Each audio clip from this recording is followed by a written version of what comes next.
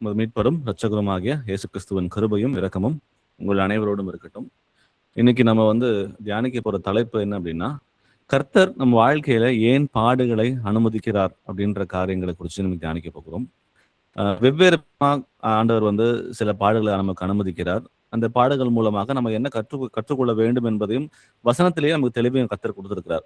So இன்னைக்கு அதை base பண்ணி தான் நம்ம ஸோ எந்தெந்த பாடுகளை கர்த்தர் அனுமதித்து எந்தெந்த காரியங்களை கற்றுக்கொள்ள வேண்டும் என்று விரும்புகிறார் என்ற காரியங்களை தான் நம்ம இன்னைக்கு தியானிக்க போகிறோம்.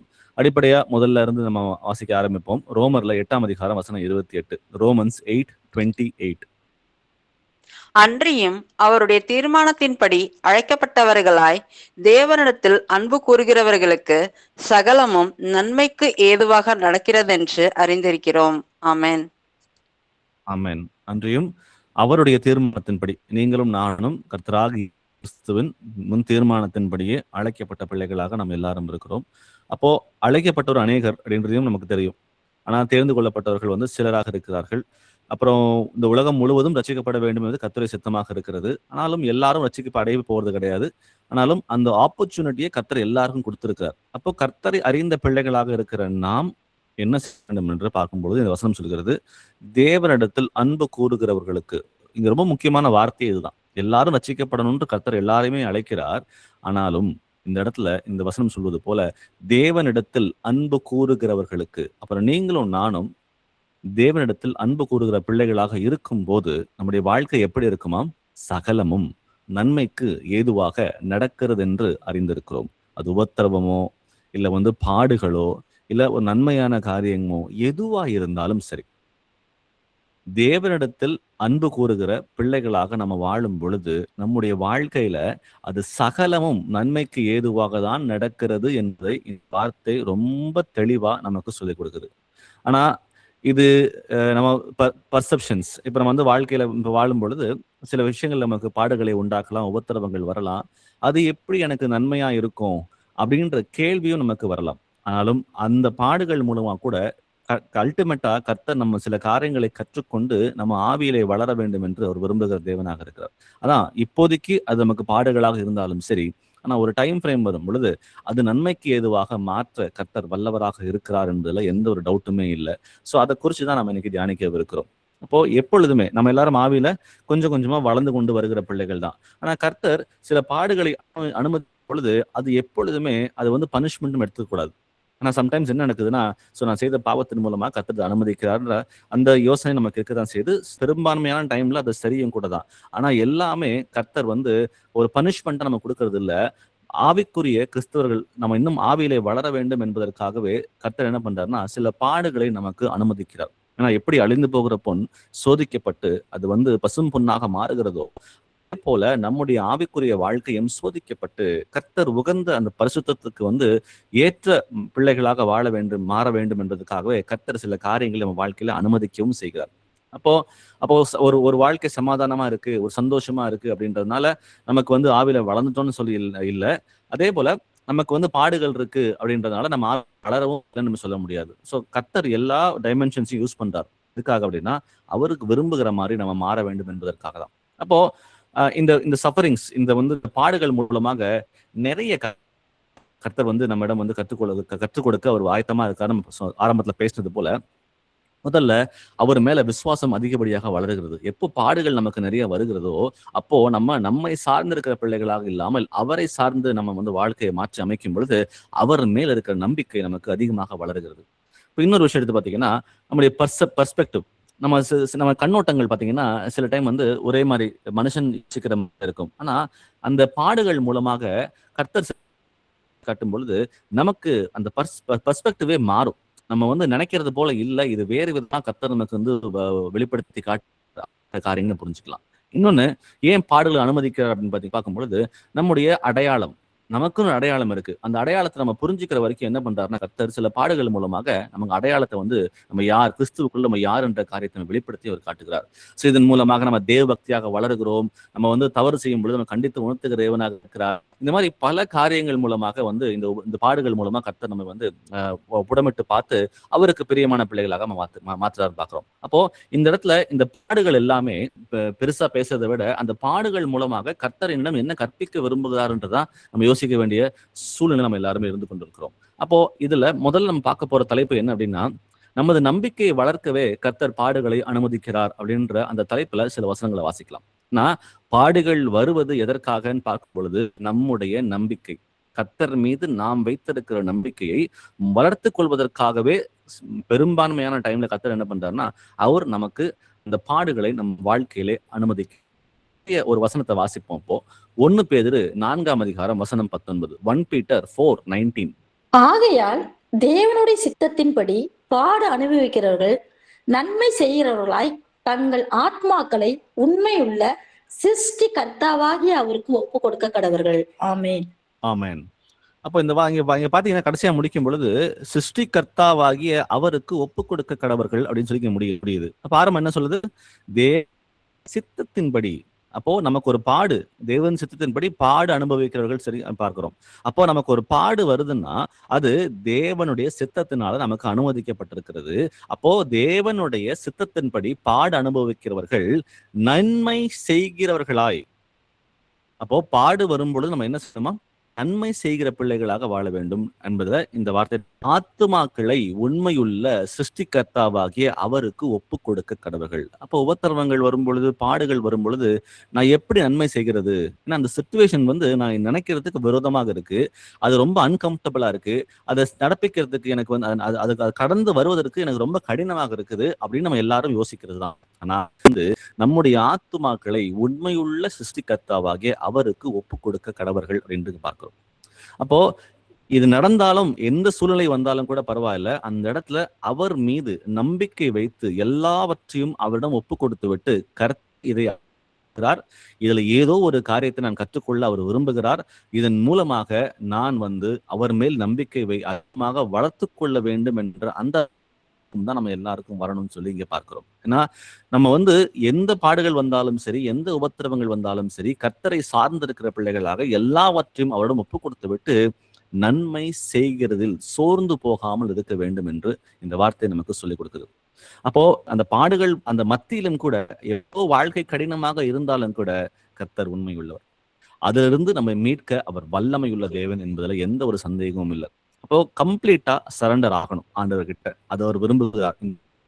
புரிஞ்சுக்கிறது என்ன அப்படின்னா, ஒரு பாடு வரும் பொழுது முழுமையாக அவரை சார்ந்து அவரை நம்பி இருக்க வேண்டும் என்றுதான் அவர் விரும்புகிறாரே தவிர நம்முடைய சுயத்துல எதையுமே செய்ய வேண்டாம், செய்யக்கூடாது. அதை ஒரு விரும்புகிற செயலே இல்லை.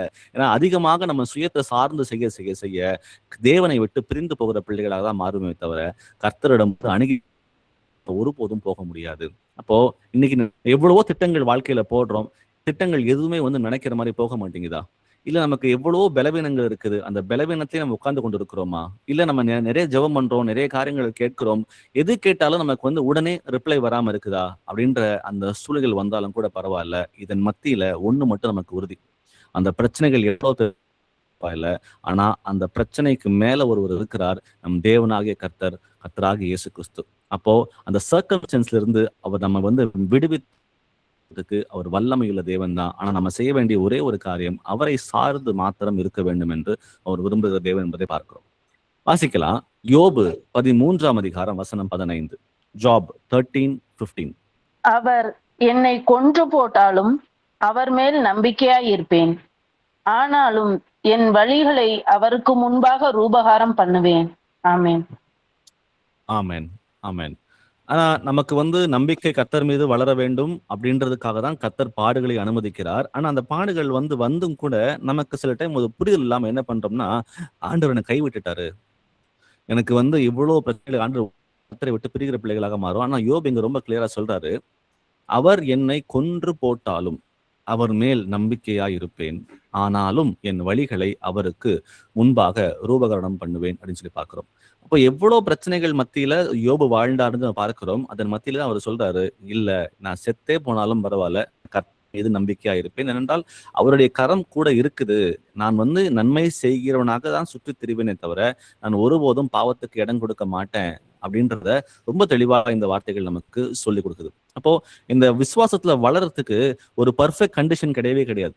நான் நல்லா எல்லாம் செட் ஆயிடுச்சு, எல்லாம் கரெக்டா இருக்கு, அதுக்கப்புறம் நான் விசுவாசத்தை வளர்றேன்னு சொல்லி நம்மளால சொல்லவே முடியாது. கர்த்தர் அதன் போல செயல்படுகிற தேவனே அல்ல.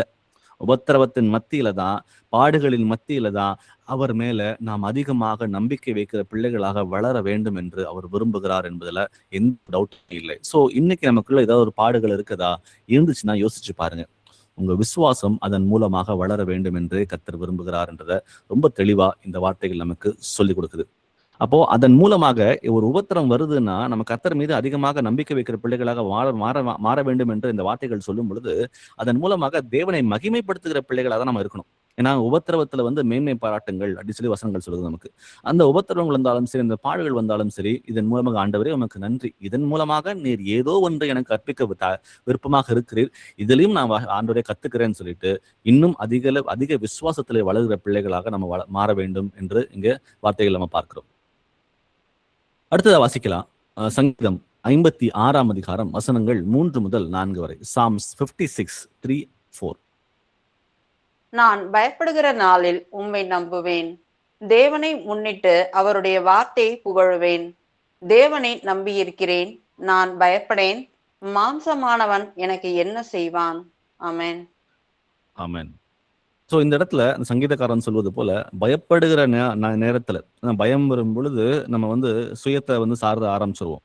ஆனா இங்க சங்கீதக்காரன் சொல்றான், நான் பயப்படுகிற நாளிலே உண்மையை நம்புவேன், தேவனை முன்னிட்டு அவருடைய வார்த்தையை புகழுவேன். எப்போ இந்த வார்த்தையை புகழுது, அந்த ஹானர் அண்ட் க்ளோரி கர்த்தருக்கு போய் சேருகிற அந்த டைம் எப்படி இருக்குன்னா, இந்த வார்த்தையின்படியா பயப்படுகிற நாளிலே, கர்த்தர் மீது நம்பிக்கை வைக்கிற அந்த நாளிலே உன் தேவனை முன்னிட்டு அவருடைய வார்த்தையை புகழுவேன், தேவனை நம்பி இருக்கிறேன், நான் பயப்படேன், மாம்சமானவன் எனக்கு என்ன செய்வான் அப்படி பாக்குறோம். இப்போ அந்த பயத்தை மேற்கொள்ள வேண்டியதுக்கு ஒரே ஒரு வழி என்ன அப்படின்னா, தேவன் மீது நாம் வைக்கிற நம்பிக்கை மாத்திரம்தான். அவர் மேல அதிகமாக ட்ரஸ்ட். அவரை கண்மலை, என் கோட்டை, என் ரட்சகர், என் தேவன், என் உயர்ந்த அடைக்கலம், என் ரட்சணிய டிலே வரலாம், ஆனா டிலேக்கு இடம் கொடுக்காதீங்க. ஏன்னா கர்த்தர் அந்த பிரச்சனைக்கு மேலாக இருக்கிறவர். அந்த பிரச்சனையை தாண்டி தான் நம்ம யோசிக்கணுமே தவிர அந்த பிரச்சனைக்குள்ள இருக்கிறது கர்த்தர் நம்ம ஒருபோதும் யோசிக்க வேண்டாம் தான் சொல்றாரு. ஏன்னா இந்த வசனம் சொல்றது போல, நான் பயப்படுகிற நாளிலே உம்மை நம்புவேன். அப்போ எனக்கு விசுவாசம் குறைய குறைய என்ன ஆகும்னா, எனக்கு பயம் அதிகமாக மாறும். சரி, இப்ப வாசிக்கலாம். நீதிமொழிகள் 5ஆம் அதிகாரம் வசனம் 5 முதல் 6 வரை. Proverbs 3:5-6. உன் சுய புத்தியின் மேல் சாயாமல் உன் முழு இருதயத்தோடும் கர்த்தரில் நம்பிக்கையாய் இருந்து உன் வழிகளில் எல்லாம் அவரை நினைத்துக்கொள், அப்பொழுது அவர் உன் பாதைகளை செவ்வைப்படுத்துவார். ஆமென். உன் சுய புத்தியின் மேல் சாராமல் உன் முழு இருதயத்தோடும் கர்த்தரில் நம்பிக்கையாயிருந்து உன் வழிகளில் எல்லாம் அவரை நினைத்துக்கொள், அப்பொழுது அவர் உன் பாதையை செவ்வை பண்ணுவார். அப்போ நம்ம அண்டர்ஸ்டாண்டிங், மனுஷனுடைய அண்டர்ஸ்டாண்டிங் வெரி வெரி லிமிட்டட். நம்ம சில காரியங்களை தாண்டி யோசிக்கவே நம்மளால முடியவே முடியாது. கர்த்தர் எல்லாவற்றும் அறிந்த தேவனாக இருக்கிறார். நம்முடைய வாழ்க்கைக்குன்னு கர்த்தர் பர்சனலா நம்ம கூடியிருக்கிறோம். நம்ம எல்லாருமே நம்ம ஒவ்வொருவருக்கும் கர்த்தர் ஒரு திட்டத்தை வைத்திருக்கிறார். நம்ம லைஃப்ல ஒரு பிளான் வச்சிருக்காரு அவரு. அப்ப அந்த பிளானை எக்ஸிக்யூட் பண்றதுக்கு அவர் ரெடியா தான் இருக்கிறார். ஆனா தடை செய்து கொண்டு இருக்கிறது யாருன்னா நான் தான். ஏன்னா என்னுடைய சுய புத்தியின் மேல் சார்ந்து நான் சில காரியம் நடப்பிக்க ஆரம்பிக்கிறேன். ஆனா என்னுடைய விசுவாசம், என் நம்பிக்கை எல்லாமே கர்த்தர் மேல வைக்க வேண்டும் என்று இங்க பார்க்கிறோம். அதான் இந்த பாடுகள் மூலமாக கர்த்தர் நம்ம கிட்ட கற்பிக்கக்கூடிய ஒரு காரியம் என்னன்னா, நம்ம அவர் மேல அதிகமாக நம்பிக்கை வைக்கிற பிள்ளைகளாக நம்ம மாற வேண்டும். அப்போ ஆட்டோமேட்டிக்கா அவருக்கு பிரியமான காரியங்கள் நம்மளால புரிந்து கொண்டு நம்மளால நடக்கவும் முடியும். அப்போ கம்ப்ளீட் சரண்டர், இந்த கம்ப்ளீட் சரண்டர், இந்த விசுவாசம் அப்படின்ற காரியம் எப்படின்னா, கம்ப்ளீட்டா அவரிடம் நம்ம எல்லாவற்றையும் ஒப்பு கொடுத்து நம்ம நடக்க வேண்டும் என்று பார்க்கிறோம். அது நடக்கும் பொழுது அவருக்கு பிரியமான பிள்ளைகளாக நடக்க முடியும். ஏன்னா மனுஷன் பெரும்பாலும் தன் சுய புத்தியின் மேல் சார்ந்துதான் எல்லா முடிவுகளும் எடுக்கிறான். அது அதிகமாக நம்ம அதை செய்ய செய்ய செய்ய நமக்குள்ள பெருமை வருகிறது, நம்ம ஐசோலேட் ஆகும், கர்த்தர் மீது நம்பிக்கை குறைய ஆரம்பிக்கும் அப்படின்றத பார்க்கிறோம். வாசிக்கலாம். 2 கொரிந்தியர்ல 1ஆம் அதிகாரம் வசனம் 8 முதல் 10 வரை. 2 Corinthians 1:8-10. ஆகையால் சகோதரரே, ஆசியாவில் எங்களுக்கு நேரிட்ட உபத்திரவத்தை நீங்கள் அறியாதிருக்க எங்களுக்கு மனதில்லை. என்னவெனில், பிழைப்போம் என்கிற நம்பிக்கை அற்றுப்போகத்தக்கதாக எங்கள் பலத்திற்கு மிஞ்சின அதிக பாரமான வருத்தம் எங்களுக்கு உண்டாயிற்று. நாங்கள் எங்கள் மேல் நம்பிக்கையாயிராமல் மரித்தோரை எழுப்புகிற தேவன் மேல் நம்பிக்கையாய் இருக்கத்தக்கதாக மரணம் வருமென்று நாங்கள் எங்களுக்குள்ளே நிச்சயித்திருந்தோம். அப்படிப்பட்ட மரணத்தினின்றும் அவர் எங்களை தப்புவித்தார். இப்பொழுதும் தப்புவிக்கிறார், இன்னும் தப்புவிப்பார் என்று அவரை நம்பி இருக்கிறோம். ஆமென். ஆமென்.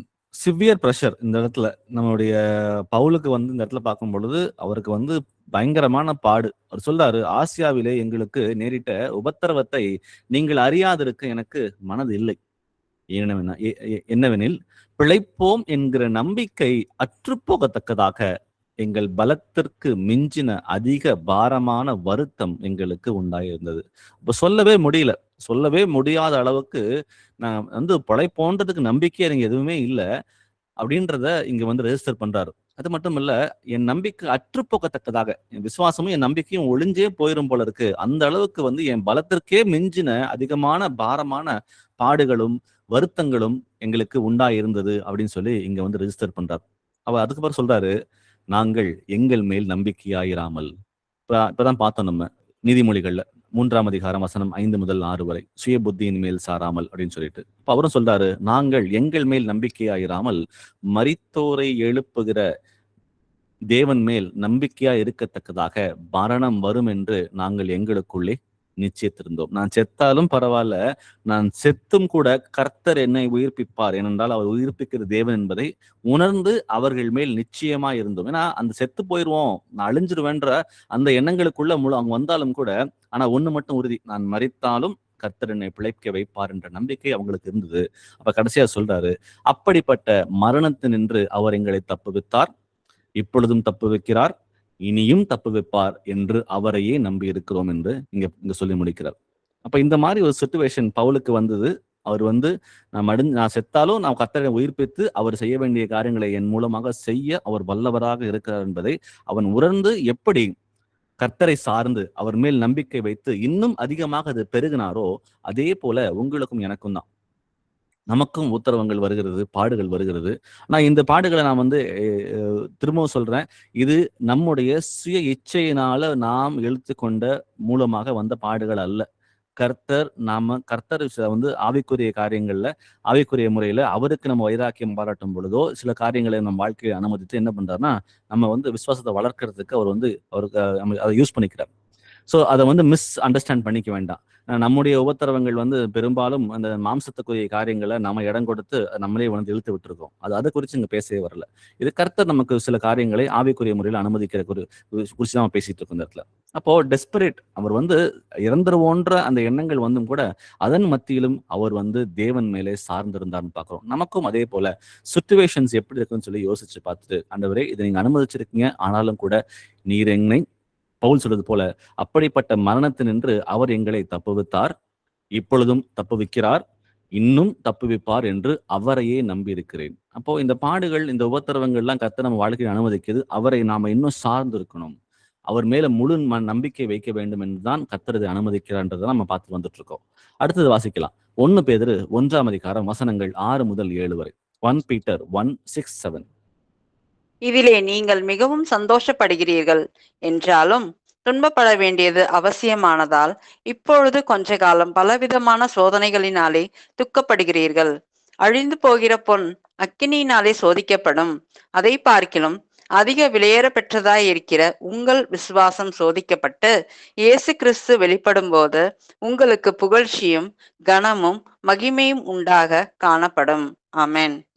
அப்போ நம்முடைய விசுவாசம் வந்து இந்த மாதிரி ஒரு சோதனையின் மூலமாக தான், அது எப்பேற்பட்ட விசுவாசம் என்பதே நம்மளால புரிஞ்சுக்க, நமக்கே தெரியும். அப்பதான் ஒரு சோதனை வரும் பொழுதுதான் நம்ம விசுவாசம் எந்த அளவுக்கு இருக்கு அப்படின்றது இது எல்லாருக்கும் உரியது.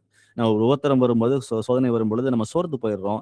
ஆண்டவரே என்னை கைவிட்டுட்டீங்களா, இவ்வளவு பிரச்சனை இருக்குது, இதை விட்டு நல்லா வெளியே வர முடியலையே அப்படின்றத யோசிக்கிறதுக்கெல்லாம் எண்ணங்கள் நமக்கு வரும். ஆனாலும் கூட அந்த இடத்துல அந்த டெஸ்ட் மூலமா தான் நம்முடைய விசுவாசம் எப்பேற்பட்டதாக இருக்கிறது என்பதை நம்மளால முடியும். இங்க பார்க்கிறோம். அப்போ அந்த ஜெனுவனான அந்த ஃபெய்த் அது வெளிப்படுதுன்னா அந்த கம்ப்ளீட் ப்ரெஷர் இருக்கும் பொழுதுதான். எப்படி வந்து அந்த பொண்ணை சோதிக்கப்படும் பொழுது அது எப்படி ப்ரெஷர்ல வந்து அந்த தேவையில்லாத அந்த இம்பியூரிட்டிஸை எடுத்து வெளியே போட்டு அது பசும் பொண்ணாக விளங்குறதோ, அதே போல அதான் வசனம் சொல்றது போல, இதுல நீங்கள் மிகவும் சந்தோஷப்படுங்கள். ஏனென்றாலும் துன்பப்பட வேண்டியது அவசியமானதால். அது அவசியமானது. கிறிஸ்தவ வாழ்க்கையில அது அங்கமாக இருக்கிறது. அது தனித்து நம்மால அதை விட்டுட்டு நம்மால வாழவே முடியாது. ஏனென்றால் இந்த பாடுகள் மூலமாக நாம் இன்னும் அதிகமான விசுவாசத்திலே வளர வேண்டும் என்று கர்த்தர் விரும்புகிறார். இப்பொழுது கொஞ்ச காலம் பலவிதமான சோதனைகளினாலே துக்கப்படுகிறீர்கள். அழிந்து போகிற பொன் அக்கினியினால் சோதிக்கப்படும். அதை பார்க்கிலும் அதிக விலையேற பெற்றதாக இருக்கிற உங்கள் விசுவாசம் சோதிக்கப்பட்டு இயேசு கிறிஸ்து வெளிப்படும் போது உங்களுக்கு புகழ்ச்சியும் கனமும் மகிமையும் உண்டாக காணப்படும். அப்போ அந்த அந்த காலகட்டம், இந்த சூழ்நிலை உபத்திரவங்களா இருந்தாலும் சரி, ஆனா அதை ஜெயிச்சு நம்ம வெளியே வரும் பொழுது, இன்னும் கர்த்தரை சார்ந்திருக்கிற பிள்ளைகளாக நம்ம வாழும் பொழுது, கண்டிப்பா இயேசு கிறிஸ்து வெளிப்படும் பொழுது அது நமக்கு புகழ்ச்சியும் கனமும் மகிமையும் உண்டாக காணப்படும் என்பதுல எந்த ஒரு டவுட் நமக்கு இல்லை. So we become stronger. ஒவ்வொரு முறையும் ஒரு உபத்திரம் வரும் பொழுது இன்னும் அதிகமான விசுவாசத்துல நம்ம வேரூன்றி இருக்கிற பிள்ளைகளாக வளர அது நமக்கு உதவியாக இருக்கிறது. ஒரு சின்ன எக்ஸாம்பிள் சொல்றேன். ஒரு வேலையில நமக்கு ஒரு வேலை போயிடுச்சு. ஒரு வேலை செஞ்சுட்டு இருக்கிறோம், ஒரு வேலை போயிடுச்சு. ஆனா வேலை போயிடுச்சுன்றதுனால சோர்ந்து போய் நம்ம இருக்கிற பிள்ளைகளாக இல்லாமல் அவரை சார்ந்திருந்து இன்னும் அதிகமாக டிபெண்டன்சி. ஆண்டவரே, ஒரு வேலை போயிடுச்சு, எனக்கு இந்த வேலையை இதை விட பெட்டரான ஒரு வேலையை கொடுக்கறதுக்கு உம்மால கண்டிப்பா முடியும் ஆண்டவரே. ஏன்னா நீ வாக்குத்தத்தம் பண்ணின தேவனாக இருக்கிறார். நீங்க சொல்லியிருக்கீங்க, தேவனிடத்தில் அன்பு கூறுகிறவர்களுக்கு சகலமும் நன்மைக்கு ஏதுவாக உண்டாகும் நீங்க சொல்லியிருக்கீங்க ஆண்டவரேன்னு சொல்லிட்டு நம்ம அவர் மீது சார்ந்திருந்து நம்ம அவருக்காக காத்திருக்கும் பொழுது நம்ம நினைப்பதற்கும் மேலாக கர்த்தர் மாற்றி கொடுக்க ஒரு வல்லவராக இருக்கிறார். இந்த மாதிரிதான் ஒவ்வொரு விஷயம் கர்த்தர் அனுமதிக்கும் போது ஏதாவது ஒரு புதுதான காரியங்களை கற்றுக்கொண்டு இன்னும் அதிகமான விசுவாசத்துல வளர்ந்து அவரை சார்ந்து இருக்கணும்னு தான் நம்ம கர்த்தர் விரும்புகிற தேவனாக இருக்கிறார். இதுதான் நம்ம முதல்ல பார்த்த தலைப்பு. முதல்ல கத்துக்கிட்ட என்ன விஷயம் அப்படின்னா, நமது நம்பிக்கையை வளர்க்கவே கர்த்தர் நமக்கு பாடுகளை அனுமதிக்கிறார் அப்படின்ற காரியங்களை பார்த்தோம். இரண்டாவதா பார்க்க போறது, நம்முடைய கண்ணோட்டத்தை மாற்றி அமைக்கவே கர்த்தர் பாடுகளை அனுமதிக்கிறார். நம்ம பார்க்கிறோம், நமக்குன்னு சில கண்ணோட்டம் இருக்கிறது. ஆனா அந்த கண்ணோட்டத்தை மாற்றி அமைக்கணும். நம்ம மனுஷனாக நம்ம சில காரியங்களை செய்கிறோம், ஆனா அது அப்படி அல்ல, என் பர்செப்ஷன் வேறன்னு சொல்லி கர்த்தர் நமக்கு அதை வெளிப்படுத்தி காட்டுவதற்காகவே நமக்கு சில பாடுகளை அனுமதிக்கிறார். ஆனா மனுஷனா நம்ம என்ன பண்றோம்னா, அந்த அந்த பிரச்சனையை தான் பார்ப்போம். அந்த பிரச்சனைக்கு தாண்டி யோசிக்க மாட்டோம். ஆனா கர்த்தர் என்ன பண்றாருன்னா, அந்த பிரச்சனையின் மூலமாக இதை தாண்டி நீ வா, இதற்கு மேல நீ யோசி, இதுக்காக தான் அவனை அனுமதிக்கிறேன்னு சொல்லி அவர் அனுமதிக்கிற தேவனாக இருக்கிறார். அப்போ இது வரும் பொழுது என்ன ஆகுதுன்னா, ஒரு உபத்திரமோ ஒரு பாடுகளோ வரும் பொழுது நம்ம ரொம்ப சோர்ந்து போய் நம்ம கிடைக்க வேண்டிய அந்த நித்திய ஜீவனை குறித்து நம்ம யோசிக்காம டெம்பரவரியா இருக்கிற அந்த வலியையும் அந்த வேதனையும் குறித்து நம்ம அதிகமாக யோசிக்கிறோம். ஆனா அதை யோசிக்க வேண்டாம். இதன் மூலமாக நம்ம பர்செப்ஷனை நம்ம மாத்தி அமைக்கணும் அப்படின்னு சொல்லி கர்த்தர் விரும்புகிறார். அதற்குரிய வசனங்களை வாசிக்க கேட்போம். ரோமர் 8:18. ரோமன்ஸ் 8:18. ஆதலால் இக்காலத்து பாடுகள் இனி நம்மிடத்தில் வெளிப்படும் மகிமைக்கு ஒப்பிடத்தக்கவைகள் அல்லவென்று எண்ணுகிறேன். ஆமென். அப்ப நான் புரிஞ்சுக்க வேண்டியது என்னன்னா, இப்ப இருக்கிற பாடுகளை குறிச்சு அதையே யோசித்து கொண்டே இருக்கிற பிள்ளைகளாக நாம இல்லாமல் அதற்கு மேல ஒண்ணு இருக்கு. அதான் இங்க ரோமர் 8:18 சொல்லுது. ஆதலால் இக்காலத்து பாடுகள் இனி நம்மிடத்தில் வெளிப்படும் மகிமைக்கு ஒப்பிடத்தக்கவைகள் அல்ல வென்று எண்ணுகிறேன். ஆனா நம்ம என்ன பண்றோம்னா அதிலேயே உழந்து இருக்கிறோம். அதே பிரச்சனை அதையே பார்த்து கொண்டு இதுக்கு மேல லைஃபே நமக்கு இல்லை அப்படின்ற மாதிரி நம்ம யோசிக்கிறோம். இது ஃபைனலே இல்லை. It is not final. இப்போ நம்ம படுகிற பாடுகள் இட் இஸ் நாட் ஃபைனல். ஆனா ரியல் அந்த உண்மையான காரியம் என்னன்னா, நமக்கு நித்திய ஜீவன் உண்டு. அதை நோக்கி தான் நம்ம பார்க்கணுமே தவிர இந்த பிரச்சனைகள் நோக்கி இருக்கக்கூடாது. ஆனா நம்ம கிடைக்க போற அந்த குளோரி, நம்ம கிடைக்க போற அந்த மகிமை இருக்கு பாத்தீங்களா, அதெல்லாம் இப்ப இருக்கிற அந்த சாதாரண இந்த பாடுகள் ஒன்றுமே இல்லை. அப்போ நம்ம அதை தான் நோக்கி பார்க்க வேண்டும். நம்ம கண்ணோட்டத்தை மாத்தணும்ன்றதுதான் கர்த்தர் இங்கு விரும்புகிறார். இதுக்காக தான் சில பாடுகளையும் நமக்கு அனுமதிக்கிறார் அப்படின்றத நம்ம இதன் மூலமா புரிஞ்சுக்கிறோம். வாசிக்கலாம். 2 கொரிந்தியர்ல 4 வசனங்கள் 16 முதல் 18 வரை. 2 Corinthians 4:16-18. ஆனபடியினாலே நாங்கள் சோர்ந்து போகிறதில்லை. எங்கள் புறம்பான மனுஷனானது அழிந்தும் உள்ளான மனுஷனானது நாளுக்கு நாள் புதிதாக்கப்படுகிறது. மேலும் காணப்படுகிறவைகளை அல்ல, காணப்படாதவைகளை நோக்கி இருக்கிற நமக்கு அதி சீக்கிரத்தில் நீங்கும் லேசான நம்முடைய உபத்திரவம் மிகவும் அதிகமான நித்திய கன மகிமையை உண்டாக்குகிறது. ஏனெனில் காணப்படுகிறவைகள் அநித்தியமானவைகள், காணப்படாதவைகளோ நித்தியமானவைகள். ஆமென். ஆமென். காணப்படாதவைகள் நித்தியமானவைகள். ஆனபடியினால் நாங்கள் சோர்ந்து போகிறதில்லை. எங்கள் புறம்பான மனுஷனானது அழிந்தும் உள்ளான மனுஷனானது நாளுக்கு நாள் புதிதாக்கப்படுகிறது. எக்ஸ்டர்னலா எனக்கு வந்து எவ்வளவோ உபத்திரவங்கள் இருக்கலாம், பாடுகள் இருக்கலாம். ஆனாலும் அது என்னை வந்து கண்ட்ரோல் பண்ண போறது இல்ல. ஏன்னா, என்ன உள்ளான மனுஷன் இருக்கான் பார்த்தீங்களா, அவன் ஒவ்வொரு நாளும் வளர்ந்து கொண்டு வருகிறான் என்பதை தெளிவாக இந்த வார்த்தைகள் நமக்கு சொல்லுது. அதான் எங்கள் புறம்பான மனுஷன் அழிந்தும் உள்ளான மனுஷனானது நாளுக்கு நாள் புதிதாக்கப்படுகிறது. அப்போ இந்த உபத்திரவங்கள், இந்த பாடுகள் நமக்கு நேரிட்டாலும் கூட மேபி வெளிப்புறமாக நமக்கு அது வந்து கஷ்டமா இருக்கலாம். ஆனா உள்ள என்ன நடக்குது அப்படின்னா, நாளுக்கு நாள் நம்ம வளர்ந்து கொண்டே வருகிறோம். அந்த எட்டர்னல் பெர்ஸ்பெக்டிவ், அந்த கண்ணோட்டம் இருக்கு பாத்தீங்களா, இல்ல இந்த பாடுகள் என்னை வந்து ஒருபோதும் வந்து அழுத்து போறது இல்ல. நான் இதை தாண்டி நான் ஜெயிச்சு வரப்போறேன். என்னன்னா, என்ன உள்ளான மனுஷன் கர்த்தருக்கு பிரியமானவனாக வளர்ந்து கொண்டே வருகிறான் என்பதை நம்ம வந்து பார்க்கணும். அப்போ நம்ம பார்க்கிற விஷயங்கள் இருக்கு பாத்தீங்களா, அதெல்லாமே ரொம்ப ரொம்ப டெம்பரவரி. அதான் வசனம் சொல்லுது, ஏனெனில் காணப்படுகிறவைகள் அநித்தியமானவைகள், காணப்படாதவைகளோ நித்தியமானவைகள் அப்படின்றத ரொம்ப தெளிவா இங்க சொல்லுது. அது மட்டும் இல்லாம இங்க நம்ம படுகிற இந்த பாடுகள் ரொம்ப ரொம்ப ரொம்ப ரொம்ப டெம்பரவரி தான். மேலும் காணப்படுகிறவைகள் காணப்படாதவைகளை நோக்கி இருக்கிற நமக்கு அதிசீக்கிரத்தில் நீங்கும் லேசான நம்முடைய உபத்திரவம் மிகவும் அதிகமான நித்திய கனமகிமை உண்டாக்குகிறது. இது லேசான விஷயம்தான். இதை வந்து பெருசா நம்ம எடுத்துக்க வேண்டாம். இதன் மூலமாக நம்ம கற்றுக்கொள்ள வேண்டிய காரியம் என்ன, ஆவிக்குரிய அந்த மெச்சோர்டு சொல்றாங்க பாத்தீங்களா, இந்த மெச்சோர்டு பிலீவர், ஆவியில வந்து தேர்ந்த அந்த சீஷர்கள் நம்ம இருக்கிறோம் பாத்தீங்களா. அப்ப அந்த பாடுகளை பார்க்கும் பொழுது இது ஒரு ஆப்பர்ச்சுனிட்டி.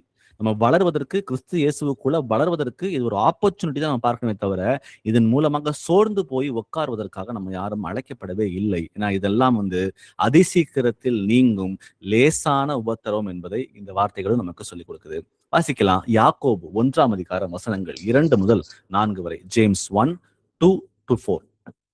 என் சகோதரரே, நீங்கள் பலவிதமான சோதனைகளில் அகப்படும் போது உங்கள் விசுவாசத்தின் பரீட்சையானது பொறுமையை உண்டாக்கும் என்று அறிந்து அதை மிகுந்த சந்தோஷமாக எண்ணுங்கள். நீங்கள் ஒன்றிலும் குறைவுள்ளவர்களாயிராமல் பூரணராயும் நிறைவுள்ளவர்களாயும் இருக்கும்படி பொறுமையானது பூரண கிரியை செய்ய கடவது. ஆமென். ஆமென். சோ சகோதரரே, நீங்கள் பலவிதமான சோதனைகளில் அகப்படும் பொழுது, அப்ப என்ன நடக்குது, சோதனை வரும் பொழுது உங்கள் விசுவாசத்தின் பரீட்சையானது பொறுமையை உண்டாக்குறது என்று அறிந்து அதை மிகுந்த சந்தோஷமாக எண்ணுங்கள். அப்போ என் விசுவாசம் சோதிக்கப்படுகிறது. அந்த சோதனையின் மூலமாக நான் பொறுமையை வந்து கத்துக்கிறேன். அந்த பொறுமையில் வந்து என்ன, அந்த பொறுமையோட காத்திருக்கிற அந்த காலகட்டம் வந்து எப்படி இருக்கணுமா, சந்தோஷத்தோட. ஏனென்றால் இது நமக்கு கிடைக்கிற ஒரு பெரிய ஆப்பர்ச்சுனிட்டி. கர்த்தர் வந்து சில காரியங்களை அனுமதித்து நம்ம வாழ்க்கையில நம்ம விசுவாசத்தை சோதிச்சு பார்க்கிறார், நம்ம டெஸ்ட் வைக்கிறார். அந்த டெஸ்ட்ல வந்து நம்ம பொறுமையா இருக்கும்னு சொல்லி விரும்புகிறார். அந்த பொறுமையாக இருக்கும் பொழுது நம்ம உள்ளான மனுஷன் வந்து நாளுக்கு நாள் பலப்படுகிறான். புறம்பானவன் அழிந்து போனாலும் உள்ளான மனுஷன் வந்து நாளுக்கு நாள் பலப்படுகிறான் என்பதை நம்ம இப்பதான் நம்ம பார்த்தோம். அப்போ அவர் சொல்றாரு இந்த இடத்துல, நீங்கள் ஒன்றிலும் குறை உள்ளவர்களாயிராமல் பூரணராயும் நிறை உள்ளவர்களாயும் இருக்கும்படி பொறுமையானது பூரண கிரியை செய்ய கடவது. சோ எந்த குறை நமக்கு இல்லவே இல்லை. அவர் சொல்றாரு, நம்ம பூரணராய் நிறைவுள்ளவர்களாய் இருக்கும்படிக்கு பொறுமையானது பூரண கிரியை செய்ய கடவது. அப்போ அந்த உபத்திரவத்தின் காலத்துல, அந்த பாடுகளின் காலத்துல நம்ம எல்லாருக்கும் தேவை ஒண்ணு மட்டும்தான், அந்த இடத்துல பொறுமை.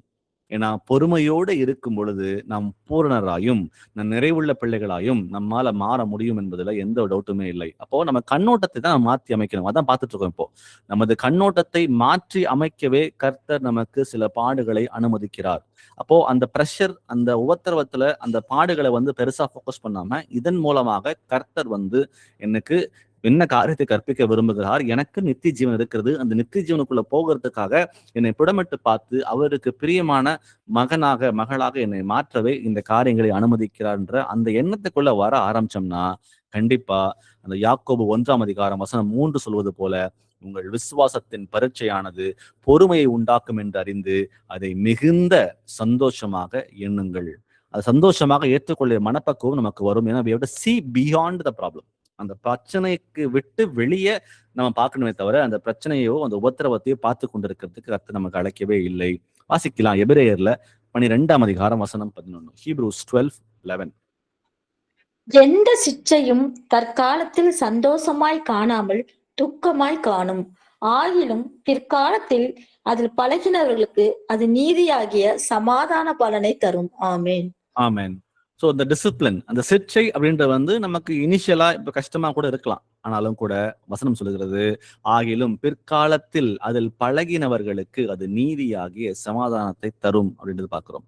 சிற்றை வருவது நமக்கு ரொம்ப ரொம்ப நல்லது. ஏனென்றால் தந்தை சிற்சியாத பிள்ளை உண்டோ அப்படின்னு பார்க்கிறோம். சிற்றையே வரலன்னா ரொம்ப ரொம்ப டேஞ்சர். கர்த்தர் நமக்கு சிச்சைகளை அனுமதித்து தான் நம்மளை அவருக்கு பிரியமான பிள்ளைகளாக மாற்றி கொண்டு வருகிறார். அது வராமலே போயிடுச்சுன்னா நம்ம தேவனுடைய பிள்ளைகளாக இருக்கிறோமா இல்லையா என்பதை ஒரு டவுட்டே நமக்கு வந்துடும். ஏனென்றால் நம்ம கண்டித்து திருத்தணும்னு சொல்லி கர்த்தர் விரும்புகிறார். நம்ம எல்லாரும் இன்னும் பரிசுத்தம் அடையல. பரிசுத்தத்தை நோக்கி ஒவ்வொரு நாளும் ஓடிக்கொண்டே இருக்கிறோம். அப்ப அவருக்கு பிரியமில்லாத காரியங்கள் நம்ம செய்யும் பொழுது ஒரு சின்ன ஒரு தட்டிட்டு என்ன பண்றாருன்னா நம்ம டிசிப்ளின் கொண்டு வராரு. அது கொண்டு அவர் நம்ம மாற்றி அமைக்கிறார். ஆனாலும் இன்னைக்கு நமக்கு உபத்திரவங்களாக அது பாடுகளாக இருக்கலாம். ஆனால் பழகினவர்களுக்கு அது நீதியாகிய சமாதான பலனை தரும். அப்போ அந்த இட்டர்னல் பர்ஸ்பெக்டிவ் நம்ம யோசிக்க வேண்டியது இப்ப இருக்கிற இந்த காலகட்டமோ இந்த சூழ்நிலையோ இல்ல, அந்த சூழ்நிலையை தாண்டி இருக்கிற ஒரு விஷயம் நம்ம நித்திய ஜீவன். அந்த நித்திய ஜீவனுக்குள்ள பிரவேசிக்கணும் அப்படின்னா எப்படி அழிந்து போகிற பொன் சோதிக்கப்படுகிறது போல நானும் சோதிக்கப்பட்டு பசும் பொன்னாக விளங்க வேண்டும். அதை விளங்குவதற்காக தான் கர்த்தர் சில காரியங்களை அனுமதிக்கிறார். அப்ப நம்ம யோசிச்சு பாருங்க. அந்த பிரச்சனையே யோசிக்காம இன்னும் அதை தாண்டி நம்ம பர்செப்ஷனை நம்ம மாத்திக்கணும்னு சொல்லி கர்த்தர் சொல்றாரு. கஷ்டமா கூட இருக்கலாம், ஆனா ஒண்ணு மட்டும் உறுதி, ரிசல்ட் இது பர்ஃபெக்டா இருக்கும். இன்னைக்கு கஷ்டமா தோன்றுகிற காரியம் ஒரு காலகட்டம் வரும் பொழுது அது எக்ஸலண்டா கர்த்தருக்கு விரும்பத்தக்கதாக, அது கர்த்தருக்கு பிரியமானதாக, நாமும் கூட மறுரூபமாக்கப்பட்ட அந்த வாழ்க்கையை வாழ்வதற்கு அது ஏதுவாக இருக்குமே தவிர அது சோர்ந்து போவதற்காகவோ அதிலே வாழ்வதற்காகவோ அந்த பிரச்சனைகளை கர்த்தர் நம்மை அனுமதிக்கவே இல்லை என்பதை நம்ம பார்க்கிறோம். வாசிக்கலாம் கொலோசியர்ல 3ஆம் அதிகாரம் வசனங்கள் 1 முதல் 2 வரை. கொலோசியன்ஸ் 3:1-2. நீங்கள் கிறிஸ்துவுடன் கூட எழுந்ததுண்டானால் கிறிஸ்து தேவனுடைய வலது பாரிசத்தில் வீற்றிருக்கும் இடத்தில் உள்ள மேலானவைகளை தேடுங்கள், பூமியில் உள்ளவைகளை அல்ல, மேலானவைகளையே நாடுங்கள். ஆமீன். இப்ப அதுதான் பாக்குறோம் பாத்தீங்களா, என் பர்செப்ஷன் எப்படி இருக்கு, இந்த பூமிக்குரியதா இருக்குதா இல்ல பூமியை தாண்டி மேலான காரியங்களை நோக்கி பார்க்கிறேனா அப்படின்றத பாருங்க. அந்த பரலோகத்துக்குரிய அந்த தாட் ப்ராசஸ், அந்த ரியாக்ஷன்ஸ், அந்த ஃபோக்கஸ் நமக்கு இருந்துச்சுன்னா இந்த உலகத்துக்குரிய பிரச்சனைகள் பெருசா நமக்கு தெரியவே தெரியாது. ஆனா உலகத்துக்குரிய காரியங்களே பார்த்து கொண்டே இருந்தோம்னா அப்போ பரலோகத்துக்குரிய காரியங்கள் நமக்கு கண்களுக்கு தென்படாது. ஏன்னா இதுலயே உணர்ந்து கொண்டு இதுலயே யோசித்து கொண்டே நம்ம இருப்போம். ஆனா ஆண்டவர் என்ன சொல்றாருன்னா, பூமியில் உள்ளவைகளை அல்ல சொல்லாருங்க, நீங்கள் கிறிஸ்துவுடனே கூட எழுந்தது உண்டானால், நம்ம எல்லாரும் பாவங்களுக்கு செத்து நீதிக்கு பிழைத்திருக்கிறோம், கிறிஸ்துவுடனே கூட மீண்டும் எழுந்திருக்கிறோம். அவர் சொல்றாரு, கிறிஸ்து தேவனுடைய வலது பாரிசத்தில் வைத்திருக்கும் இடத்தில் உள்ள மேலானவைகளை தேடுங்கள், பூமியில் உள்ளவைகளை அல்ல, மேலானவைகளையே நாடுங்கள். நம்ம அதிகமா இந்த பூமிக்குரிய காரியங்களை யோசிச்சு அந்த பிரச்சனைகளை கொஞ்சம் நம்ம நினைச்சிட்டே இருந்தோம் அப்படின்னா மேலான காரியங்களுக்கு நம்மளால நோக்கி பார்க்க முடியவே முடியாது. அப்ப அவர் சொல்றது என்னன்னா, இதெல்லாம் விட்டுருங்க. இது எவ்வளவுதான் பாடுகள் வந்தாலும் சரி, உபத்திரங்கள் வந்தாலும் சரி, இதன் மத்தியில நம்ம பார்க்க வேண்டியது அந்த இட்டர்னல் பர்ஸ்பெக்டிவ், அந்த பரலோகத்துக்குரிய அந்த காரியங்கள்ல நம்ம யோசிச்சு பார்க்கணுமே தவிர இது எல்லாமே டெம்பரவரி. அதான் பார்த்தோம் ஆல்ரெடி, லேசான உபத்திரவங்கள் நமக்கு நீங்கி போகும் அப்படின்றத பார்க்கிறோம். வாசிக்கலாம் 1 பேதுரு 5ஆம் அதிகாரம் வசனம் 10. 1 Peter 5:10. கிறிஸ்து இயேசுவுக்குள் நம்மை தமது நித்திய மகிமைக்கு அழைத்தவராய் இருக்கிற சகல கிருபையும் பொருந்திய தேவன் தாமே கொஞ்ச காலம் பாட அனுபவிக்கிற உங்களை சீர்படுத்தி ஸ்திரப்படுத்தி பலப்படுத்தி நிலைநிறுத்துவாராக. ஆமென். கிறிஸ்து இயேசுவுக்குள் நம்மை தமது நித்திய மகிமைக்கு அழைத்தவராய் இருக்கிற, நம்ம எல்லாரும் பரலோக ராஜ்யத்துக்குள்ள பிரவேசிக்கணும், கர்த்தர் நம்ம எல்லாரும் அழைத்திருக்கிறார். அவர் சொல்றாரு, சகல கிருபையும் பொருந்திய தேவன் தாமே கொஞ்ச காலம் பாடு அனுபவிக்கிற உங்களை ஸ்திரப்படுத்தி சீர்படுத்தி பலப்படுத்தி நிறுத்துவாராக. அப்போ இந்த காலகட்டம், இந்த உபத்திரவங்கள், இந்த பாடுகள் எல்லாமே கொஞ்ச நாளுக்கு மட்டும்தான். ஆனா அந்த கொஞ்ச காலத்திலும் கூட நம்ம உடைந்து போகிற பிள்ளைகளாக இல்லாமல் சகல கிருபையும் பொருந்திய தேவன் தாமே அப்படின்னு வாசிக்கிறோம். அவர் கிருபையுள்ள தேவன். நம்ம பாவிகளாக இருந்த பொழுதே அவர் இறங்கி நம்ம ரட்சித்தார். அப்போ இன்றைக்கு அவருக்கு பிரியமான பிள்ளைகளாக வாழணும்னு சொல்லி ஆசைப்படுற நமக்கு அவர் கைவிடுகிற தேவனே இல்லை. அவர் சகல கிருபையும் பொருந்தின தேவன் என்பதை பார்க்கிறோம். அந்த சகல கிருபையும் பொருந்தின தேவன் சொல்றாரு, கொஞ்ச காலம் பாடு அனுபவிக்கிற உங்களை சீர்படுத்தி சிறப்படுத்தி பலப்படுத்தி நிலைநிறுத்துவாராக. அப்போ இந்த சஃபரிங் அப்படின்றது இப்ப நம்ம இப்ப இருக்கு பாத்தீங்களா, இந்த பாடுகள், இந்த உபத்திரவங்கள், இது லாங் டேர்ம்ல எடுத்துட்டோம்னா இன்னைக்கு கஷ்டமா இருக்கலாம். ஆனா லாங் டேர்ம் எடுத்துட்டோம்னா we are getting into a process. ஒரு ரீஸ்டரேஷன் ப்ராசஸ். அது வந்து கர்த்தர் வந்து ஒவ்வொரு நாளும் நம்மை மாற்றி அமைத்து அமைத்து அமைத்து அவருக்கு பிரியமான பிள்ளைகளாக மாத்துகிறார்ன்றதை பார்க்கிறோம். அப்போ அவர் சொல்றாரு இந்த இடத்துல, அவர் தான் ஆரம்பிச்சாரு, அவரே அதை முடிப்பார். அதுல எந்த ஒரு டவுட்டுமே நமக்கு கிடையாது. கிறிஸ்து இயேசுவுக்குள் நம்மை தமது நித்திய மகிமைக்கு அழைத்தவராய் இருக்கிறவர். அவர் தான் அழைத்தார். நித்திய மகிமைக்குள்ள நீங்களும் நானும் பிரவேசிக்கணுன்றதுக்காக கர்த்தர் தான் உங்களை என்னை அழைத்திருக்கார். அப்ப அந்த அழைத்த அதே தேவன் தான் எவ்வளவு பாடுகள் வந்தாலும் சரி, அந்த பாடுகள் மத்தியில நாம் அவரையே சார்ந்திருந்து அவரையே நோக்கி இருந்து வாழும் பொழுது கொஞ்ச காலம் பாட அனுபவிக்கிற நம்மை அவரே சீர்படுத்துகிறார், அவரே சிறப்படுத்துகிறார், அவரே நம்மை நிலைநிறுத்துகிறார். நிலைநிறுத்தி அவர் வரும் பொழுது நம்மை அவர் ஏற்றுக்கொள்ளுகிற தேவனாகவே அவர் மாறுகிறார். அப்போ இந்த சஃபரிங்ஸ், இந்த டெம்பரவரியா இருக்கிற இந்த பெயின், இது எல்லாமே வந்து கொஞ்ச காலம் மட்டும்தான்றத ரொம்ப தெளிவா இங்க பார்க்கிறோம். 2 தலைப்பு பார்த்திருக்கோம் இது வரைக்கும். முதல்ல பார்த்த தலைப்பு என்ன அப்படின்னா, நமது நம்பிக்கையை வளர்க்கவே கர்த்தர் நமக்கு பாடுகளை அனுமதிக்கிறார் அப்படின்னு தலைப்புல நம்ம வசனங்களை பார்த்தோம். 2வதா என்ன பார்த்தோம்னா, நமது கண்ணோட்டத்தை மாற்றி அமைக்கவே கர்த்தர் நமக்கு சில பாடுகளை அனுமதிக்கிறார் என்று பார்த்தோம். இப்ப 3வதா பார்க்க போறது என்னன்னா, நமது அடையாளத்தை உறுதிப்படுத்தவே கர்த்தர் சில பாடுகளை நமக்கு அனுமதிக்கிறார். நமக்குன்னு ஒரு அடையாளம் இருக்கு. நம்ம எல்லாம் சாதாரணமான ஜனம் அல்ல. ராஜரீகமான ஆசாரிய கூட்டம், பரிசுத்த ஜாதி, தேவனுடைய சொந்த ஜனம். இப்பேற்பட்ட பிள்ளைகள், பாவிகளாக வாழ்ந்த நம்மை பிரித்தெடுத்து பரிசுத்தப்படுத்திருக்கிறார். சோ இப்பேற்பட்ட பிள்ளைகள் நமக்குன்னு ஒரு அடையாளம் இருக்கிறது. அந்த அடையாளத்தை நாம் புரிந்து கொள்வதற்காகவே சில டைம் கர்த்தர் என்ன பண்றாருன்னா சில பாடுகளை நமக்கு அனுமதிக்கிறார். அதுக்குரிய வசனத்தை வாசிப்போம். அப்போஸ்தலர் பணி 5ஆம் அதிகாரம் வசனம் 41. ஆக்ட்ஸ் 5:41. அவருடைய நாமத்துக்காக தாங்கள் அவமானம் அடைவதற்கு பாத்திரராக எண்ணப்பட்டபடியினால் சந்தோஷமாய் ஆலோசனை சங்கத்தை விட்டு புறப்பட்டு போய். ஆமென். இங்க பாத்தீங்களா, இந்த வசனம் என்ன சொல்லுகிறது? அவருடைய நாமத்திற்காக, இயேசு என்ற அந்த நாமத்திற்காக அப்போஸ்தலர்கள் தாங்கள் அவமானப்படுவதற்கு பாத்திரராக எண்ணப்பட்டபடியினால் சந்தோஷமாய் ஆலோசனை சங்கத்தை விட்டு புறப்பட்டு போனார்கள். அப்ப அந்த இடத்துல அவங்களுக்குன்னு ஒரு அடையாளம் இருக்குது. இயேசு கிறிஸ்து என்பதுதான் அவங்களுடைய அடையாளம். அந்த அடையாளத்துக்கு மேல வேற ஒண்ணுமே கிடையாது. அது பாடுகளா இருந்தாலும் சரி, மரணமே வந்தாலும் சரி. அவங்க சொல்றாங்க இந்த இடத்துல, அவருடைய நாமத்திற்காக தாங்கள் அவமானப்படுவதற்கு பாத்திரராக எண்ணப்பட்டபடியினால் சந்தோஷமாய் ஆலோசனை சங்கத்தை விட்டு வெளியே போனார்கள். அப்ப இயேசு கிறிஸ்துவை வந்து ஏற்றுக்கொண்டு அவருக்காக நம்ம வந்து வாழ்க்கையை வாழும் பொழுது நமக்கு அவமானங்கள் வரும், உபத்திரவங்கள் வரும், ஏளனங்கள் வரும். ஆனாலும் கூட எனக்குன்னு ஒரு அடையாளம் இருக்கு. அது எதுவுமே என்னை அசைச்சு பார்க்க போறது இல்லை. ஏனென்றால் என்னுடைய தேவன் என்னோட கூட இருக்கிறார், அவர் தான் என்னுடைய அடையாளம் என்று அவர்கள் உணர்ந்தார்கள். அதுபோல நாமும் அந்த உணர்வுக்குள்ள வர வேண்டும் என்று காகவே சம்டைம் என்ன பண்றாருன்னா ஆண்டவர் சில உபத்திரவங்கள் நமக்கு அனுமதிக்கிறார்.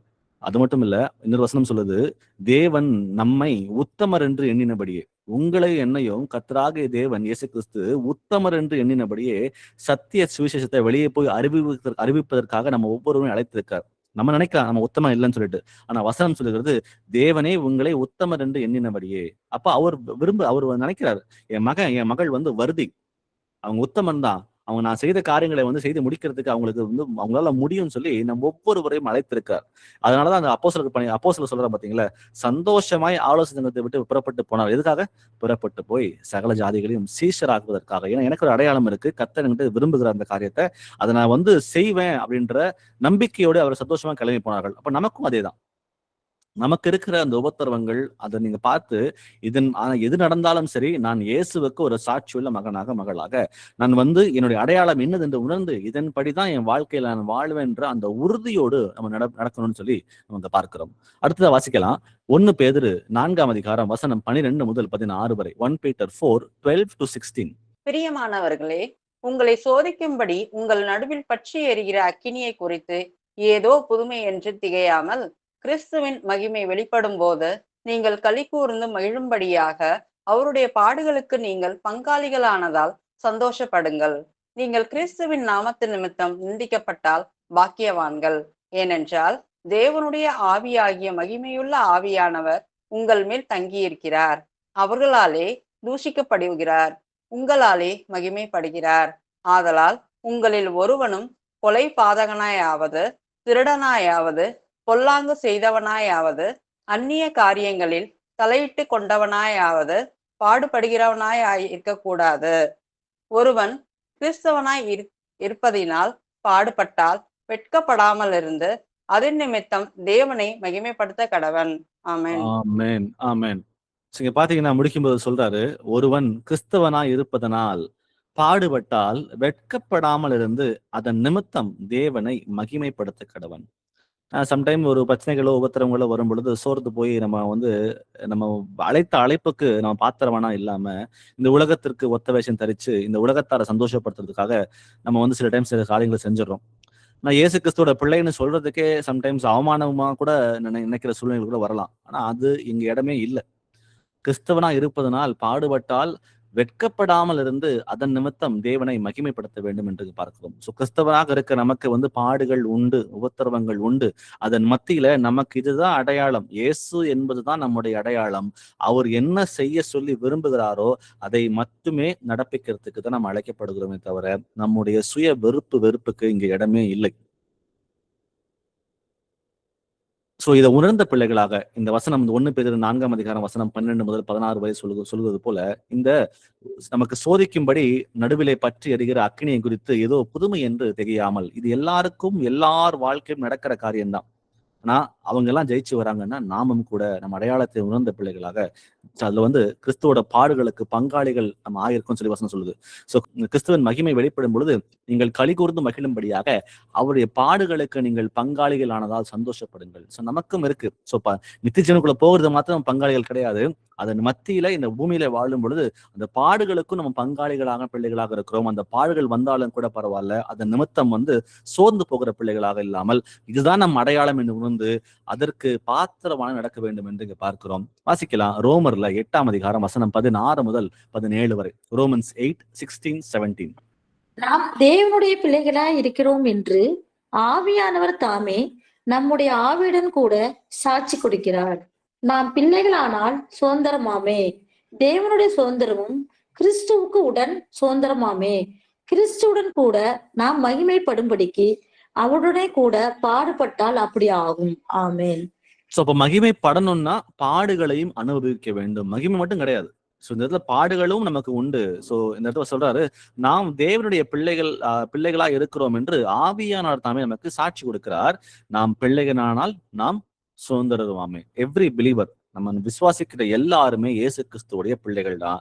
அப்ப இயேசு கிறிஸ்துவை விசுவாசிக்கும் பொழுது நமக்கு பரலோக ராஜ்யம் குருதின்றதை நம்ம எல்லாரும் விசுவாசிக்கிறோம். ஆனா அந்த பரலோக ராஜ்யம் மாத்திரமல்ல, அதோட சேர்த்து நமக்கு பாடுகளும் வரும் அப்படின்றதுல எந்த ஒரு டவுட்டுமே இல்லை. அந்த பாடுகள் வந்தாலும் பரவாயில்ல, அதன் மத்தியிலே தேவனுடைய நாமத்தை மகிமைப்படுத்துகிற பிள்ளைகளாக இது என்னுடைய அடையாளம், இந்த அடையாளத்தை விட நான் எங்கேயும் திரும்ப மாட்டேன்னு சொல்லிட்டு அதுல உறுதியாய் தரித்திருக்க வேண்டும் என்று நம்ம பார்க்கிறோம். வாசிக்கலாம் பிலிப்பியர்ல 1ஆம் அதிகாரம் வசனம் 29. பிலிப்பியன்ஸ் 1:29. ஏனெனில் கிறிஸ்துவினிடத்தில் விசுவாசிக்கிறதற்கு மாத்திரமல்ல, அவர் நிமித்தமாக பாடுபடுகிறதற்கும் உங்களுக்கு அருளப்பட்டிருக்கிறது. ஆமென். கடைசி வார்த்தை கவனிச்சிங்களா? அருளப்பட்டிருக்கிறது. எதுக்கு அருளப்பட்டிருக்கிறது? இது கிரேஸ், ஒரு கிஃப்ட் உங்களுக்கும் எனக்கும். என்ன அப்படின்னா, இயேசு கிறிஸ்துவின் இடத்தில் விசுவாசிக்கிறதுக்கு மாத்திரம் அல்ல, அவர் நிமித்தமாய் பாடு அனுபவிக்கிறதுக்கும் நமக்கு அருளப்பட்டிருக்கிறது. சோ பாடுகளும் உண்டு, விசுவாசமும் உண்டு. இது ரெண்டுமே புரிஞ்சுக்கணும். It goes hand in hand. விசுவாசத்தை வளர்ந்து பரலோக ராஜ்யத்துக்குள்ள பிரவேசிக்கிறது மாத்திரமல்ல, அதன் மத்தியில நமக்கு பாடுகள் வரும். அந்த பாடுகள் மத்தியிலும் கூட என் அடையாளம் இதுதான் அப்படின்னு உணர்ந்து அது நிலைத்திருக்கிற பிள்ளைகளாக நம்ம இருக்கணும். அப்போ அந்த பாடுகள் வந்துருச்சு, கர்த்தர் ரிஜெக்ட் பண்ணிட்டார் என்னன்னு சொல்லிட்டு அந்த மாதிரி எண்ணங்களுக்குள்ள போகாம இதன் மூலமாகவும் கர்த்தர் என்னை பலப்படுத்துகிறார் என்ற அந்த எண்ணத்துக்குள்ள வர வேண்டும் என்று இந்த வார்த்தைகள் சொல்லுகிறது. வாசிக்கலாம் 2 தீமோத்தேயு 2ஆம் அதிகாரம் வசனங்கள் 11 முதல் 12 வரை. 2 Timothy 2:11-12. இந்த வார்த்தை உண்மையுள்ளது. என்னவெனில், நாம் அவரோடே கூட மரித்தோமானால் அவரோடே கூட பிழைத்தும் இருப்போம். அவரோடே கூட பாடுகளை சகித்தோமானால் அவரோடே கூட ஆளுகையும் செய்வோம். நாம் அவரை மறுதலித்தால் அவரும் நம்மை மறுதலிப்பார். ஆமென். ஆமென். சோ இந்த வார்த்தை உண்மை உள்ளது. என்னவெனில், நாம் அவரோட கூட மரித்தோமானால் அவரோட கூட பிழைத்திருப்போம்.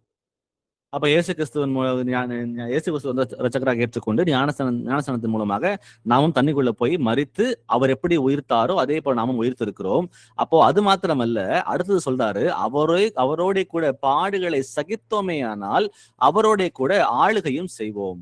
அப்போ ஞானஸ்நானம் மாத்திரம் அல்ல, அதுல பிழைத்தால மாத்திரம் அல்ல, அதுக்கு அப்புறம் நமக்கு பாடுகள் உண்டு. அந்த பாடுகள் மத்தியில எல்லாவற்றையும் சகித்து நம்ம வந்து அவருக்கு அவர் அவர் அவர் அந்த அடையாளத்தோட நம்ம நடந்துக்கிட்டோம் அப்படின்னா, அவரோட கூட ஆளுகையும் செய்வோம்.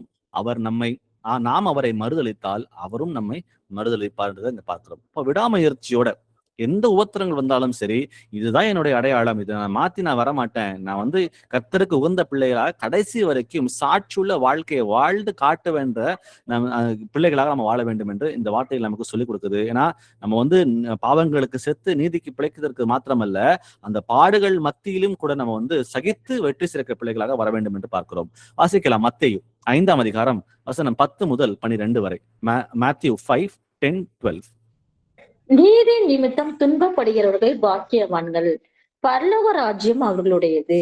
என் நிமித்தம் உங்களை நிந்தித்து துன்பப்படுத்தி பலவித தீமையான மொழிகளையும் உங்கள் பேரில் பொய்யாக சொல்வார்களானால் பாக்கியவான்களாய் இருப்பீர்கள். சந்தோஷப்பட்டு களி கூறுங்கள், பரலோகத்தில் உங்கள் பலன் மிகுதியா இருக்கும். உங்களுக்கு முன்னிருந்த தீர்க்க தரிசிகளையும் அப்படியே துன்பப்படுத்தினார்களே. ஆமென். ஆமென். சோ நீதியின் நிமித்தம் துன்பப்படுகிறவர்கள் பாக்கியவான்கள் அப்படின்னு சொல்லி பார்க்கிறோம். இதே மத்தேயுல 5ஆம் அதிகாரத்துல மேல படிச்சு பார்த்தோம்னா, நீதி நிமித்தம் வந்து துன்பப்படும் பொழுது நம்ம வந்து இன்னும் கர்த்தருக்கு அந்த திருப்தி அடைவார்கள் சொல்லி வசனம் சொல்லிருக்கு நமக்கு. அப்ப நமக்கு திருப்தி உண்டாகும், அதுல எந்த ஒரு மாற்றமும் இல்லை. சோ நம்ம வந்து பாக்கியவான்களாக மாறுகிறோம். நமக்கு தான் பரலோக ராஜ்யம் என்பதுல எந்த டவுட்டுமே இல்லை. ஆனா என் நிமித்தம் உங்களை நிந்தித்து துன்பப்படுத்தி பலவிதமான தீமையான மொழிகளையும் உங்கள் பேரில் பொய்யாய் சொல்லுவார்களானால் பாக்கியவான்களாயிருப்பீர்கள். சந்தோஷப்பட்டு களி கூறுங்கள், பரலோகத்தில் உங்கள் பலன் மிகுதியா இருக்கும். உங்களுக்கு முன்னிருந்த தீர்க்கதரிசிகளையும் அப்படியே துன்பப்படுத்தினார்களே. அப்போ நமக்குன்னு ஒரு அடையாளம் இருக்கு. நீதி நிமித்தம் துன்பப்படணும் அப்படின்னு, அப்ப துன்பப்பட்டா மட்டும் நமக்கு பரலோக ராஜ்யம். அப்போ நீங்க வந்து அதை பத்தி கவலைப்படாதீங்க. உங்களை தீமையான மொழிகளை சொல்வார்கள், உங்களை பொய்யாய் சாட்சிகள் சொல்வார்கள், அதன் மத்தியில சந்தோஷப்பட்டு களி கூறுங்கள். ஏனென்றால் இதுதான் உங்க அடையாளம். நீங்க இயேசுக்கு என்று வாழும் பொழுது இதெல்லாம் நடக்கும், நடக்காம போகிறதுக்கு வாய்ப்பே இல்லை. அதன் மத்தியில வந்து ஒரு உண்மையும் உத்தமும் உள்ள பிள்ளைகளாக வாழும் பொழுது பரலோகத்தில் உங்களுக்கு பலன் மிகுதியா இருக்கும். உங்களுக்கு முன் இருந்த தீர்க்கதரிசிகளையும் அப்படியே துன்பப்படுத்தினார்களே. அப்போ இயேசு கிறிஸ்துவுக்கு ஒரு சாட்சியுள்ள வாழ்க்கை வாழும் பொழுது it is life of opposition. நமக்கு வந்து உபத்திரவங்கள் கண்டிப்பா எல்லார் மூலமாகவும் நமக்கு வரும். ஆனா அதுல வந்து நம்ம நிலைச்சு நிற்க வேண்டும், நிலைத்து நிற்க வேண்டும் என்று பார்க்கிறோம். அப்போ ஒரு பரிசுத்தமுள்ள ஒரு வாழ்க்கையை வாழணும் அப்படின்னா இது டெஸ்டட். நமக்கு வந்து திரும்ப திரும்ப நமக்கு வந்து இந்த உபத்திரவங்கள் மூலமாக பாடுகள் மூலமாக கர்த்தரை புடமிட்டு பார்த்து அவருக்கு பிரியமான பிள்ளைகளாக மாற்றிக்கொண்டு வருகிறார் என்பதுல எந்த ஒரு டவுட்டுமே இல்லை. அப்போ இன்னைக்கு முதல்ல வாசிச்ச வசனத்தை மீண்டும் வாசிக்கிறேன். ரோமர் 8:28. அன்றியும் அவருடைய தீர்மானத்தின்படி அழைக்கப்பட்டவர்களாய் தேவனிடத்தில் அன்பு கூறுகிறவர்களுக்கு சகலமும் நன்மைக்கு ஏதுவாக நடக்குது என்று அறிந்திருக்கிறோம். அப்போ நாம் எல்லாரும் இயேசு கிறிஸ்துவ நம்மை அழைத்திருக்கிறார். அப்போ அழைத்த பிள்ளைகளாக இருக்கிற நாம் என்ன செய்ய வேண்டும் என்றால் வசனம் சொல்லுகிறது, தேவனிடத்தில் அன்பு கூறுகிற பிள்ளைகளாக மாற வேண்டும். அப்ப இருக்கும் பொழுது நம் வாழ்க்கையில் நடக்கிற அனைத்து காரியங்களும் அது நன்மைக்கு ஏதுவாக நடக்கும் என்பதில் எந்த டவுட்டுமே இல்லை. அப்போ இன்னைக்கு நம்ம பார்த்தது 3 விஷயங்கள். உபத்திரவம் அப்படின்றது நமக்கு எல்லாருக்கும் உண்டு, கிறிஸ்துவ வாழ்க்கையில இருக்கிற எல்லாருக்கும் உண்டு. இப்ப கர்த்தர் எதற்காக நமக்கு இந்த பாடுகளை அனுமதிக்கிறார் என்று பார்க்கும் பொழுது முதல்ல அவனுக்கு வாசிச்ச வசனங்கள் வந்து 1 பேதுரு 4:19 என்ன சொல்லுதுன்னா, ஆகையால் தேவனுடைய சித்தத்தின்படி பாடு அனுபவிக்கிறவர்கள் நன்மை செய்கிறவர்களாய் தங்கள் ஆத்துமாக்களை உண்மையுள்ள சிருஷ்டிகர்த்தாவாகிய அவருக்கு ஒப்பு கொடுக்க கடவர்கள். அப்போ நம்முடைய நம்பிக்கையை வளர்ப்பதற்காகவே கர்த்தர் நமக்கு சில பாடுகளை நம் வாழ்க்கையில் அனுமதிக்கிறார்.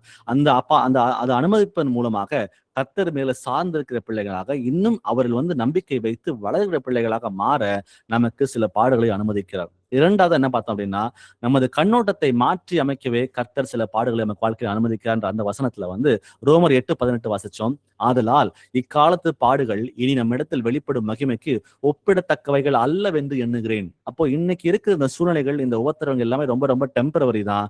பர்ஸ்பெக்டிவ் மாறணும். நம்ம வந்து இதெல்லாம் அண்டர்கோ பண்ணாலும் பரவாயில்ல, எனக்கு நித்திய ஜீவன் உண்டு. அதை நோக்கி இருக்கிற பிள்ளைகளாக நம்ம வந்து வாழ்க்கையில வந்து யோசிக்க ஆரம்பிச்சிட்டோம்னா நம்ம வந்து இன்னும் கர்த்தருக்கு அருகாமையில போறதுக்கு அது ஏதுவாக இருக்கும். மூன்றாவதா பார்த்த தலைப்பு வந்து நமது அடையாளத்தை உறுதிப்படுத்தவே கர்த்தர் பாடுகளை நமக்கு அனுமதிக்கிறார். நமக்குன்னு ஒரு அடையாளம் இருக்கு. அதான் அப்போஸ்தலர் பணி 5ஆம் அதிகாரம் வசனம் 41 சொல்லுது, அவருடைய நாமத்திற்காக நீங்கள் அவமானப்படுவதற்கு பாத்திரராக எண்ணப்பட்டபடியினால் சந்தோஷமாய் ஆலோசனை சங்கத்தை விட்டு புறப்பட்டு போனார்கள். அப்போ இயேசுவுக்காக நம்ம வந்து வைராக்கியம் பாராட்டும் பொழுது, அவருக்கு பிரியமான பிள்ளைகளாக நடக்கும் பொழுது நமக்கு உபத்திரவங்கள் வரும். ஆனா அதன் மத்தியில நம்ம வந்து அவமானப்படாம, இதுதான் என் அடையாளம், இதுக்குதான் அழைக்கப்பட்டிருக்கிறேன்னு சொல்லிட்டு அதை வந்து நோக்கி நம்ம நகர பிள்ளைகளாக நம்ம மாறும் பொழுது இன்னும் கர்த்தருக்கு பிரியமான பிள்ளைகளாக மாற முடியும். அப்போ இந்த பாடுகள் இன்றைக்கு பார்த்தது 3 விஷயம் பார்த்திருக்கிறோம். இது இன்னும் முடியல, இன்னும் இருக்கு. அடுத்த வாரத்தில் நம்ம வந்து தியானிக்கும் பொழுது இன்னும் ஒரு 3-4 விஷயங்களை குறித்து நம்ம தியானிச்சு பார்ப்போம். ஏன்னா அதன் மூலமாகவும் கர்த்தர் பாடுகளை அனுமதித்து நம்ம வெற்றி சிறக்க பண்றதுக்கு அவர் வந்து ஆயத்தமாக இருக்கிறார். ஸோ அந்த எண்ணங்களோட ஒரு ஜெபத்தோட நம்ம அந்த கொடுக்க நிறைவு செய்யலாம். பிரதர் சிஸ்டர்ஸ், யாராவது ஒரு ப்ரேயர் பண்றீங்களா? ஸ்தோத்திரம் ஆண்டவரே, அன்பின் பரிசுத்த பிதாவே, நீர் நேற்றும் இன்றும் என்றும் மாறாத தேவனே, நன்றியோடு ஸ்தோத்தரிக்கிறோம், துதிக்கிறோம் அப்பா. அப்பா, இந்த ஆன்லைன் கூடுகையை கர்த்தர் அப்பா ஜீவனுள்ள வார்த்தையை உடைய தாசன் மூலியமா பேசுனீங்கப்பா. உமக்கு ஸ்தோத்திரம் ஆண்டவரே. அப்பா, இந்த வார்த்தையை கேட்ட ஒவ்வொரு சகோதரர் சகோதரிகள், சிறு பிள்ளைகள், பெரியோர்கள் அனைவரையும் கர்த்தர் ஆசீர்வதிங்கப்பா. அப்பா, அன்றியும் அவருடைய தீர்மானத்தின்படி அழைக்கப்பட்டவர்களாய் தேவனிடத்தில் சகலமும் நன்மைக்கு எதுவா நடக்கிறது என்று அறிந்திருக்கிறோம். இப்படி நாம் அவருடைய இரத்தத்தினாலே நீதிமான்கள் ஆக்கப்பட்டிருக்க கோபாக்கினிக்கு நீங்களாக அவரால் ரட்சிக்கப்படுவது அதிக நிச்சயமுள்ளவா. அப்பா, நீங்க ஜீவனுள்ள வார்த்தையை பேசுனீங்கப்பா, அதற்காக ஸ்தோத்திரம் ஆண்டவரே. இது கடைசி கால செய்தியை நாங்கள் அனுதினமும் கேட்கிறோமப்பா. அந்த வார்த்தையின் பிரகாரம் ஒருவர் நடக்க கர்த்தர் கிருபை செய்யுங்கப்பா. இந்த வார்த்தை எங்கள் இருதயங்களில் எழுதப்பட்டும் சகல மனுஷரும் அறிந்து வாசிக்கப்பட்டும் இருக்கிற எங்கள் நிருபம் நீங்க தானப்பா. இந்த வார்த்தையை ஒவ்வொருவரையும் கேட்டு அந்த வார்த்தையின் பிரகாரம் கேட்டால் மட்டும் போதாதப்பா, அந்த வார்த்தையின் பிரகாரம் ஒவ்வொருவரும் நடக்க எங்களை தகுதிப்படுத்துங்கப்பா. இது எச்சரிப்பின் நாட்களிலே நாங்கள் வாழ்ந்து கொண்டிருக்கிறோம். உங்களுடைய தாசன் மூலியமா அநேக வார்த்தைகளை பேசுனீங்கப்பா. நாங்கள் ஆண்டவரே, இந்த கர்த்தருக்கு பிரியமா நாங்கள் எப்படி அவர் முடிவு பெருந்து நிலைத்திருக்கிறவன ரட்சிக்கப்படுவான் என்று சொன்னீங்கப்பா. யோபுவை போல அப்பா, என்னை கொன்று போட்டாலும் நான் உண்மை விடமாட்டேன் என்று சொன்னான் ஆண்டவரே. அதை போல அப்பா, யோபுவை குறித்து தேவனை சாட்சி சொன்னது போல நாங்கள் ஒவ்வொருவரும் தேவனே எங்களுக்கு சாட்சியாக எங்களை சொல்லுவதற்கு கர்த்தர் எங்களை தகுதிப்படுத்துங்கப்பா. யோபு எப்படி உத்தமனும் சன்மார்க்கனும் தேவனுக்கு பயந்து கர்த்தருக்கு பயந்து நடந்தானோ அதை போல நாங்களும் ஒவ்வொருவரும் நடக்க கர்த்தர் கிருபை செய்யுங்கப்பா. அப்பா, இந்த வார்த்தையை கேட்ட ஒவ்வொருவரையும் ஆசீர்வதிங்கப்பா. இந்த ஜீவனுள்ள வார்த்தையை பேசின உங்களுடைய தாசன் மூலியமா அநேக வார்த்தைகள் இன்னும் எங்களுக்கு வெளிப்படும்படியாக அவரை கொண்டு அப்பா அநேக வார்த்தையை கொண்டு ஒவ்வொருவரும் பேசும்படியாக ஜபிக்கிறோம் அப்பா. அதன் மூலியமா அவரையும் கர்த்தர், அவர் குடும்பத்தையும் கர்த்தர் ஆசீர்வதிங்கப்பா. இதை கேட்ட ஒவ்வொரு சகோதர சகோதரிகளை ஆசீர்வதித்து இந்த வார்த்தையின் பிரகாரம் நடக்க கர்த்தர் கிருபை செய்யுங்கப்பா. முடிவு பரியந்தம் நிலைத்திருக்குவனால் ரட்சிக்கப்படுவான் என்று சொன்ன வார்த்தையின் பிரகாரம் உடைய வருகை பரியந்தம் நாங்கள் அதை கை கொண்டு நடக்கிற பிள்ளைகளாக எங்களை தகுதிப்படுத்துங்கப்பா. அப்படியே செய்யுங்கப்பா. எல்லாவற்றையும் உடைய கரத்துல கொடுக்கிறோமப்பா. எல்லா துதி கன மகிமை யாவும் உமக்கே செலுத்துகிறேன். ரட்சகர மீட்பர் இயேசு கிறிஸ்து நாமத்தினாலே ஜெபிக்கிறேன். ஜெபம் கேளு எங்கள் ஜீவனுள்ள நல்ல பிதாவே. Amen. Amen. Amen. Praise the lord, brothers and sisters.